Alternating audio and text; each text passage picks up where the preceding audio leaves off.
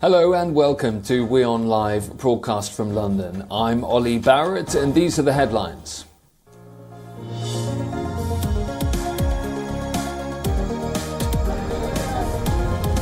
Americans vote in midterm elections with Republicans chasing a congressional majority that would hamper Joe Biden's agenda for the next 2 years.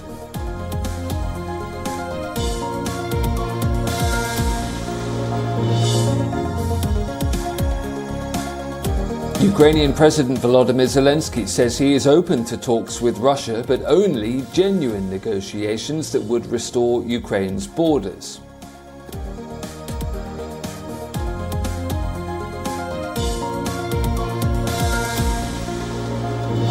India's External Affairs Minister holds talks with his Russian counterpart Sergei Lavrov, with a focus on the Ukraine conflict and strengthening the partnership between India and Russia.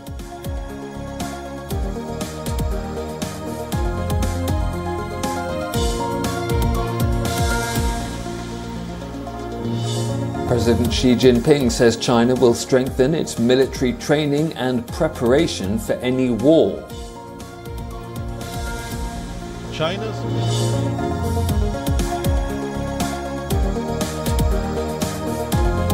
And the Iranian judiciary says courts will deal firmly with anyone who causes disruption or commits crimes during the ongoing wave of anti-government protests.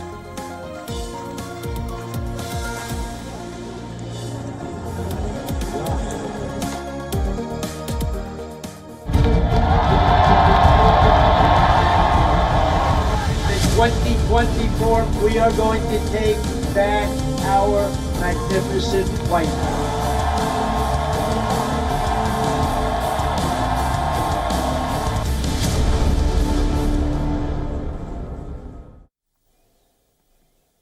The United States votes in crucial midterm elections today.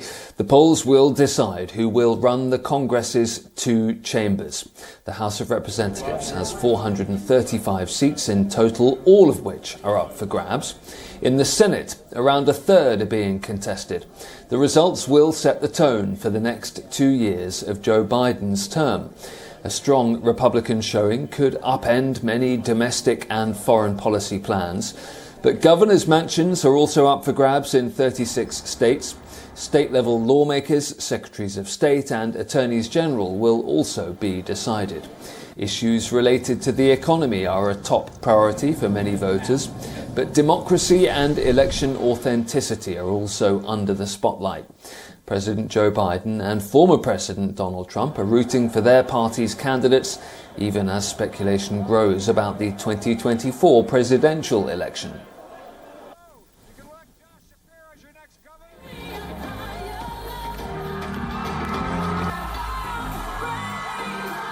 Today we face an inflection point, one of those moments that comes around every 3 or 4 generations. We know in our bones that our democracy is at risk, and we know that this is your moment to defend it, preserve it, protect it, choose it. Democracy is on the ballot. Political violence and intimidation are on the rise all across America. And you remember January 6th, the angry mob that stormed the U.S. Capitol, attacked law enforcement, hunted down elected officials, erected gallows to hang Vice President Pence. Well, West's opponent supported that mob. Donald Trump says he'll be making a very big announcement on the 15th of November. What are you talking about? But not to detract from tomorrow's very important, even critical election. I'm going to be making a very big announcement on Tuesday, November 15th at Mar-a-Lago in Palm Beach, Florida. Well, let's talk now to Kadira Pethiagoda, geopolitics expert, author and former Brookings Fellow, joining me live now from London. Kadira, thanks for being with us. Republicans are sounding optimistic ahead of polling day. Should they be? Yes, they should be. The Democrats are likely to lose the House and the Senate. And this has implications for the next presidential election as well as for the decades to come.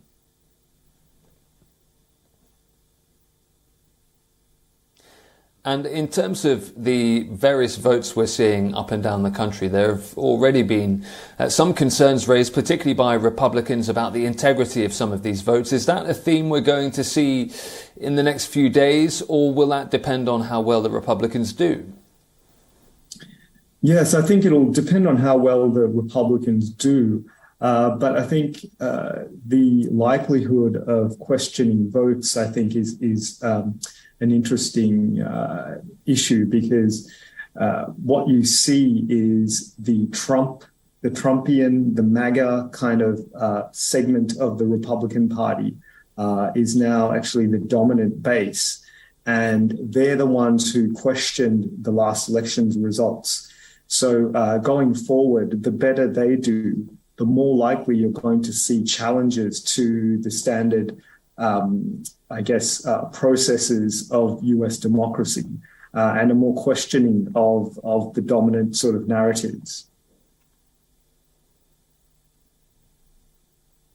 Where would Joe Biden go next if indeed we do see Republican progress in the Senate and in the House? How difficult would the next 2 years be for him as president? It will definitely be difficult from a procedural perspective. Foreign policy, which is an area he's really prioritized, and which is part of the reason why the Democrats will probably lose in the midterms, that will be really frustrated because you see the type of Republicans that are doing the best are the Trumpian type of Republicans, and they're the ones who are the most critical of the US's position on the Ukraine war and the prioritization of foreign policy and Ukraine over domestic issues like inflation, the cost of living. So he's going to see he's going to face some potential challenges in terms of getting his foreign policy agenda across. But I think in a political sense, if Joe Biden's smart, he'll take note that, focusing on these sort of niche issues like abortion, the January 6th issue, and Ukraine are not what ordinary Americans care about. They care about the cost of living. They care about energy prices, food prices. And these are the things he needs to focus more on if the Democrats are going to have a chance at the next presidential election. Well, on that note, finally on Donald Trump promising that big announcement in the next few days, is there any way that announcement is anything other than I'm running? Well, I highly doubt it will be anything other than that. I think Donald Trump really savors being the opposition. I think he loves, and I think that's what he's good at. He's not so good at governing, but he is sometimes good at pointing out the flaws in the existing system. And that's why people rally around him. And that's what his base loves. And I think now where you've had, an administration that is looking far away, looking towards Europe and the war in Ukraine and constantly focusing on that, whilst Donald Trump talks about putting America first and looking out for his base and his ordinary people's interests. I think that's really where he thrives on, being in that political space. And I think he'll really enjoy the contest. So he'll definitely be announcing, I think. Okay, thank you. Kadira Pethiagoda, thank you for your expertise.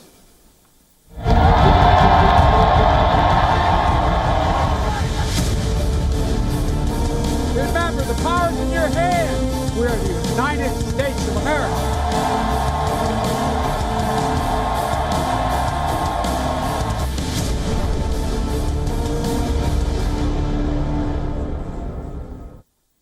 Now, according to British media reports, UK Prime Minister Rishi Sunak is poised to make a gas deal announcement with the United States. It's reported the energy security partnership talks are in the final stages. Former Prime Minister Liz Truss discussed a potential agreement with US President Joe Biden in her brief time in office. It's reported the US is set to promise to export billions of cubic meters of liquefied natural gas to the UK. It would be part of UK attempts to pivot away from Russian-linked oil and gas imports after the invasion of Ukraine.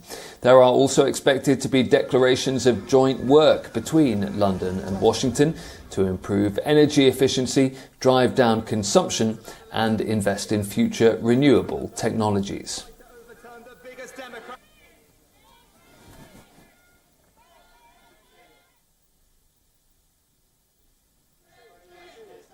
Ukrainian officials are accusing Russian troops of looting and occupying empty houses in Kherson. Russia denies the allegations. Russian-held Kherson on the west bank of the Dnipro River that bisects Ukraine is now a key focus for Ukraine's counter-offensive in the south.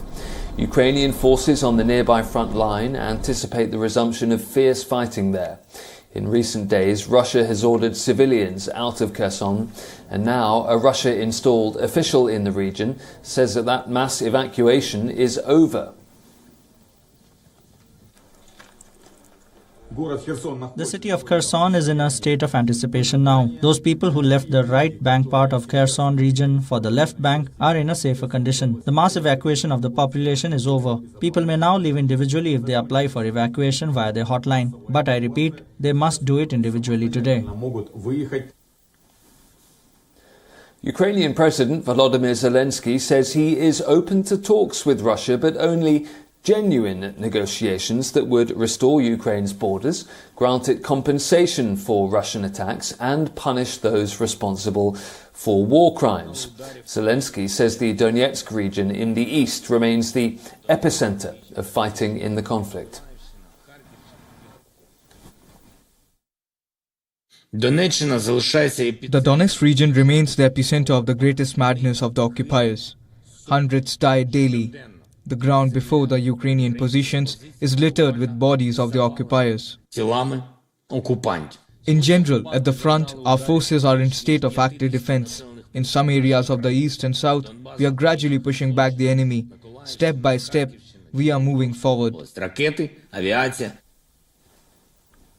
The US has recently accused North Korea of covertly supplying Russia with a significant number of artillery shells. North Korea now says it has never had arms dealings with Russia and has no plans to do so.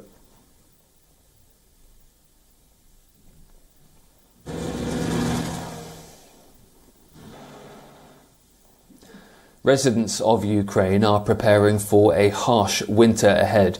As temperatures drop, the situation is compounded by power outages, meaning a lack of heat for many. Olena Bastoun sets up a tent on the floor of her Kyiv apartment. It's a far cry from the worldly spots she once camped in. But she's using her skills to prepare for the tough months ahead. This is a question of survival, simply survival. It is not a pleasure. Pleasure to me would mean traveling to the United States or to Turkey and being at the coast. Bastoun is a camping enthusiast, and she's traveled to 117 countries around the world. She says sleeping in Norway and Iceland in sub-zero temperatures have prepared her for possible outages. Russian airstrikes have targeted power grids and water infrastructure in and near Kyiv in recent weeks. Power cuts are being planned to avoid overloading the system and allow infrastructure to be repaired. Bastoun is preparing for every scenario. She has a solar panel continuously charged, and her portable refrigerator is stocked with emergency rations. Many of the items come from her son, who has served as a medic in the Ukrainian military since 2014. His safety is her main concern. When he comes back, I'll be relieved. Everything else doesn't matter. When he's here in Kyiv, I'll breathe. I'll start to breathe. When he's not here, I dedicate all my time to camping. Widespread power, water, and heating outages are a real possibility throughout Ukraine's harsh winter. Kyiv's mayor warned his residents over the weekend to make emergency plans and consider living with friends or relatives outside of the capital. UK Prime Minister Rishi Sunak and French President Emmanuel Macron have met on the sidelines of COP27 in Egypt, and they agreed to advance coordination over the migrant crisis. According to Downing Street, talks with France on small boats crossing the English Channel are in the final stages. It's reported the agreement will include the establishment of a control room in France with French and UK officials in it. Some 40,000 people have crossed the channel in small boats so far this year. Accommodation costs for the UK are estimated at around $7.8 million a day. Rishi Sunak insists his Interior Minister, Suella Braverman, is getting to grips with the crisis.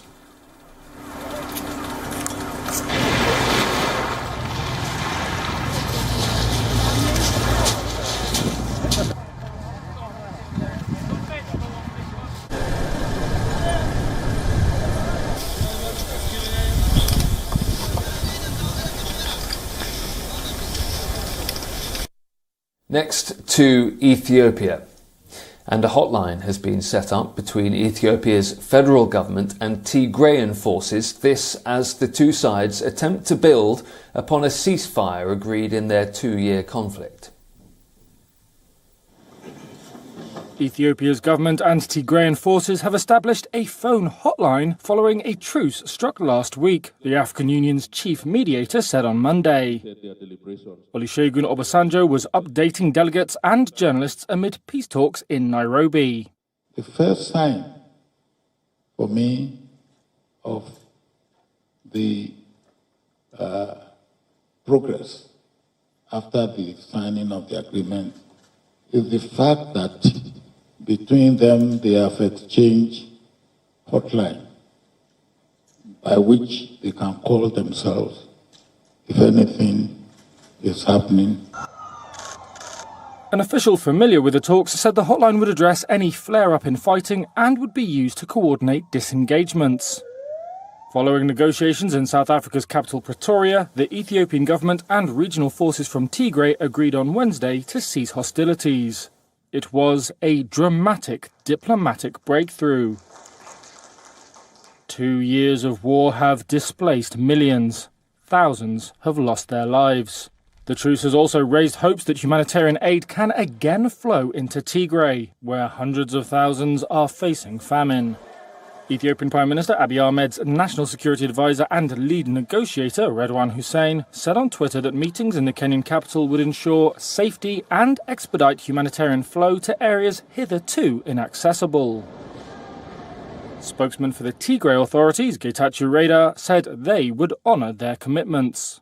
And the more services there are, the more confidence there is, the more communication there is, and the more hope and expectation it instills in the people's mind, and that will further consolidate the peace we are trying to put in place. The latest round of talks is set to last 3 or 4 days. Former Kenyan President Uhuru Kenyatta, a co-mediator in the negotiations, said the sides were inching close to solidarity. He said the hope is that the next time they meet is in Tigray's capital, Mekelle, before celebrating peace together in Addis Ababa. As Elon Musk continues his overhaul of Twitter, the entrepreneur is headed to trial to defend his record $56 billion Tesla pay package. Elon Musk is headed to trial back in Delaware next week, not over his Twitter deal, but to defend his record $56 billion pay at Tesla against claims the electric car company unjustly enriches him without requiring his full-time presence. A Tesla shareholder is seeking to rescind Musk's 2018 pay deal, claiming the board set easy performance targets and that Musk created the package to fund his dream of colonizing Mars. Tesla has countered that since the pay package was agreed upon, Musk has delivered an extraordinary 10-fold increase in value to shareholders. The trial begins November 14th and will be decided by Kathleen McCormick on Delaware's Court of Chancery, the same judge who oversaw Twitter's lawsuit against Musk, which ended last month when he agreed to pay $44 billion for the social media company, an acquisition which he financed largely with his Tesla stock. But legal experts said the lawsuit by the Tesla shareholder is going to be much more difficult than Twitter's case against Musk. The shareholders' lawyers portray Musk as a part-time CEO at Tesla, arguing the 2018 pay deal failed its stated purpose of focusing Musk on Tesla. The company has argued the pay package was not about requiring Musk to punch a clock, but to hit, quote, audacious targets. According to court papers, Tesla has hit 11 of the 12 performance targets as the company's value has ballooned to more than $600 billion. Meanwhile, the world's richest person who appointed himself CEO of Twitter last week is also CEO of SpaceX. Musk has also either founded or co-founded 3 other companies, Neuralink, The Boring Company, and OpenAI. Barclaycard is issuing a warning of lower sales this Christmas season for businesses in the UK. The report from Barclaycard says almost half of households plan to cut festive spending due to the cost of living rising. 59% of people intend to buy less generous gifts, and 42% told the survey they'll be cutting back on socialising. British consumer price inflation returned to a 40-year high of 10.1% in September, and the Bank of England last week forecast it would peak at around 11% during the current quarter. The bank also raised interest rates to 3%, their highest since 2008, and said Britain was at risk of 2 years of recession.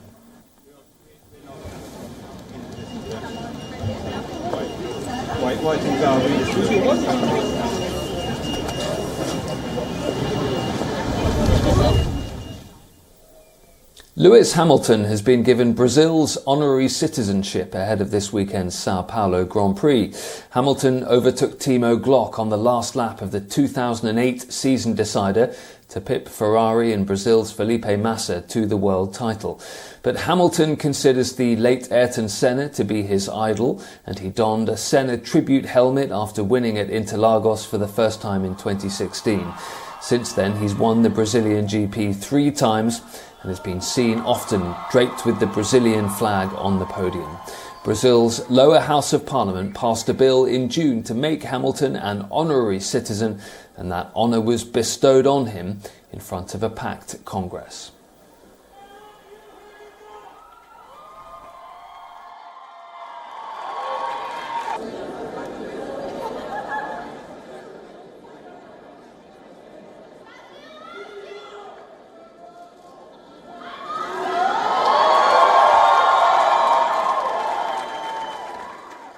It is honestly the greatest honor for me to be here receiving and accepting this citizenship. I really do feel like now I'm one of you finally, so thank you.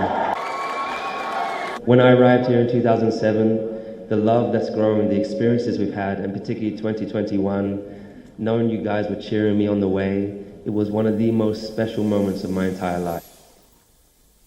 And that's it for today. Thanks for watching. I'm Ollie Barrett. Do stay tuned to WION.